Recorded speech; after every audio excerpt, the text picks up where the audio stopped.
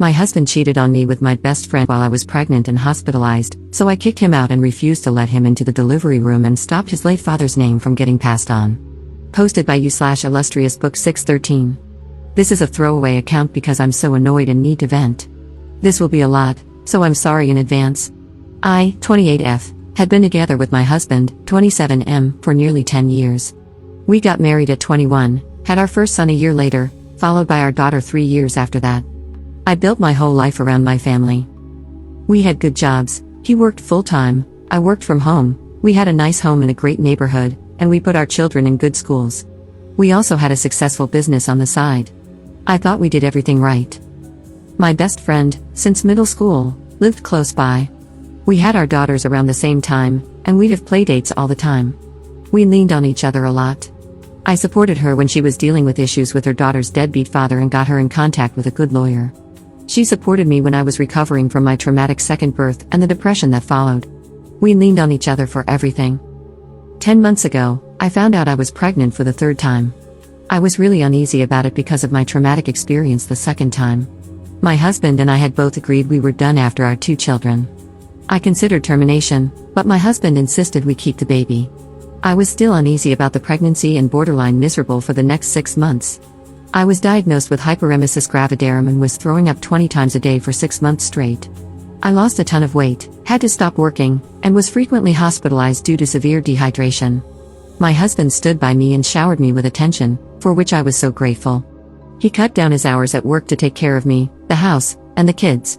My best friend frequently came to our home to check on me and help with the house. By the time I hit 6 months, the hyperemesis gravidarum had decreased a lot, and I was almost back to myself. One night after a movie night with my family, my husband and I were getting ready for bed. He fell asleep right away, and I quickly checked on the kids before climbing into bed. His phone was vibrating like crazy, so out of genuine curiosity, I unlocked it. We used to do this a lot when we were younger, so I didn't think too much of it.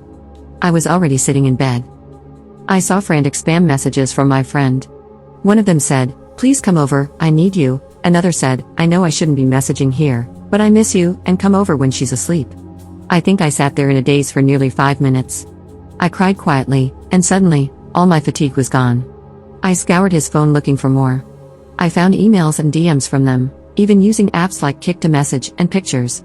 But the worst part was finding out that my husband had left me in the hospital with my mother one time while he went back home, where my kids were being babysat by my friend, and got intimate with her in our bedroom, with our kids in the house. The next morning, I confronted him and kicked him out. I filed for separation shortly after. For the next 2 months, he begged for forgiveness, then shifted to complaining and insulting me, saying I wasn't letting him see his kids or stopping him from going to doctor appointments with me, which I was.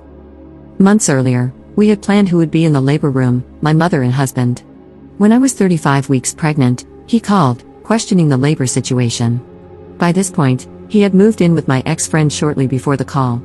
I told him no, and he got very angry. Many of my in-laws and family members told me to put our differences aside for the baby. I still said no. I gave birth to my son with my mother and sister present, and didn't regret my decision at all. After my second traumatic birth, I just wanted to make sure this one was as stable as possible, which it was. We were going to name our child after his father, who had passed away. I initially agreed to make him happy but later changed my mind and picked a name I had always loved since childhood. This aggravated him even more. Am I wrong for doing that? I'm being guilt-tripped by so many people right now. All I want is for everyone to leave me alone so I can focus on being with my kids. Edit. Just wanted to add that I do let him see the kids, that would be crazy if I didn't.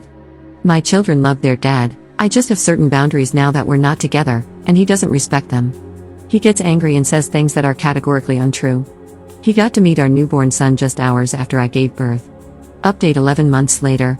So, I'm back after nearly a whole year. I completely forgot about this post because I've been so wrapped up in other things.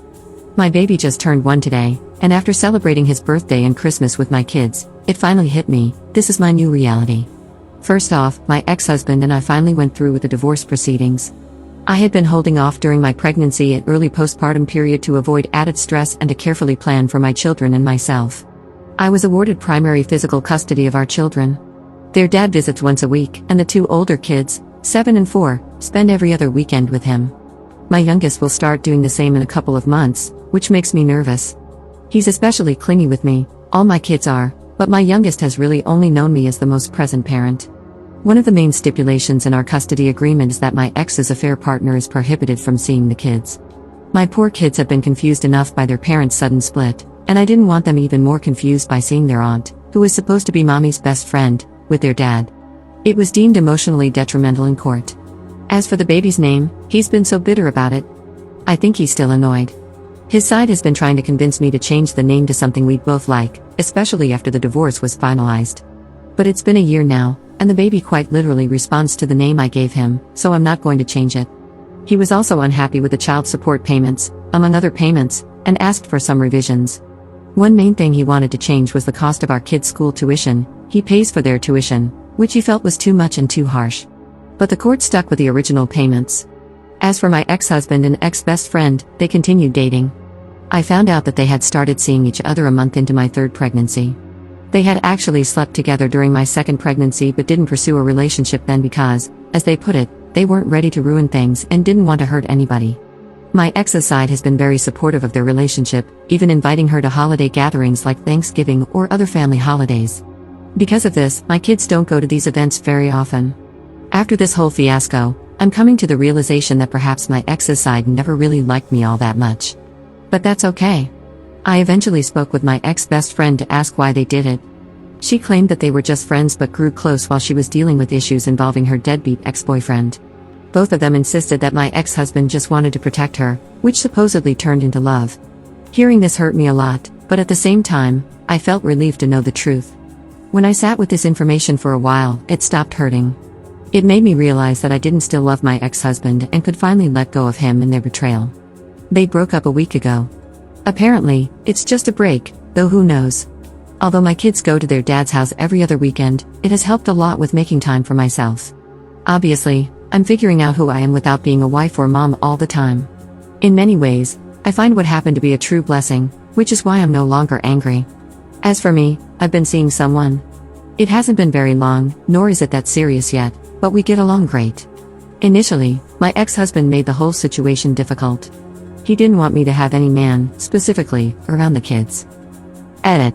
I don't know how to update posts, so my apologies if this is wrong. This is likely the last update. I just wanted to check in to let everyone know I'm okay. Commenter. Good job, and never let that snake friend back into your life, even if she comes crawling back. Ops response. She claimed that I had not been the greatest friend to her at times during our very long friendship either. I felt like strangling her in that moment. I couldn't think of a single thing I had done wrong that could warrant her doing that to me. But it is what it is.